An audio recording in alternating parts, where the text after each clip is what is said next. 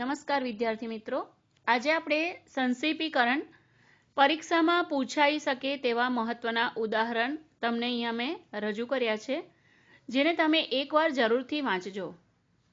સંક્ષેપીકરણ એટલે શું? સંક્ષેપીકરણ વિસ્તૃત લખાણ કે પરિચ્છેદના અંદર રહેલા અર્થને સમજી વધારાની વિગતો, અલંકારો કે પુનરાવર્તનો દૂર કરી મૂળ વાત જળવાઈ રહે તે રીતે તેના ત્રીજા ભાગમાં કરવામાં આવતી સચોટ અને ટૂંકી રજૂઆત. આ એક ભાષાકીય કળા છે, જેનો હેતુ લખાણને સમય અને જગ્યા બચાવી સ્પષ્ટ બનાવવાનો છે. તો વિદ્યાર્થી મિત્રો, સંક્ષેપીકરણ જ્યારે તમે કરો ત્યારે આટલી બાબતો ધ્યાનમાં રાખવાની છે. મૂળ લખાણનો મુખ્ય વિચાર કે અર્થ જળવાઈ રહેવો જોઈએ, એટલે એનો અર્થ ના બદલાય તે ધ્યાન રાખવાનું છે. સામાન્ય રીતે મૂળ લખાણના ત્રીજા ભાગ જેટલું લખાણ હોવું જોઈએ, એટલે બહુ લાંબુ લખવાનું નથી. ભાષા સરળ, સચોટ અને ટૂંકી હોવી જોઈએ, એટલે પેરેગ્રાફમાં આપેલી લીટી જ તમારે પાછી નથી લખવાની, તમારે તમારી ભાષામાં એનું સંક્ષેપીકરણ કરવાનું છે. સંક્ષેપીકરણ કર્યા બાદ તેને યોગ્ય અને આકર્ષક શીર્ષક આપવું જરૂરી છે. સૌપ્રથમ ગદ્યખંડને શાંતિથી વાંચો, મહત્વના મુદ્દા તારવો અને ત્યારબાદ તેને પોતાના શબ્દોમાં ટૂંકાવીને લખો.